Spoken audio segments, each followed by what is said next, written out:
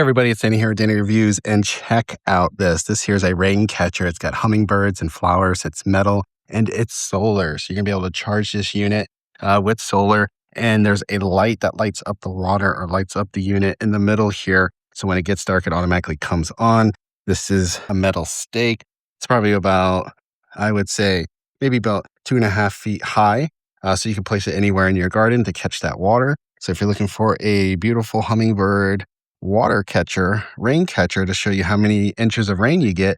All right, I just wanted to show you what this looks like in the nighttime. So it is lit up. You have a light, one center LED light right in the middle of the tube. This tube does come out, by the way, that collects the rain.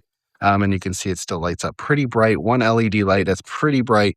Once there's water in there, it'll light up that water too, as well as you can see how much water or how much rain you've caught. Really overall, really pretty, really nice aesthetic to add to your garden. Definitely check them out. Shout out to the company for gifting me this so I could do a review.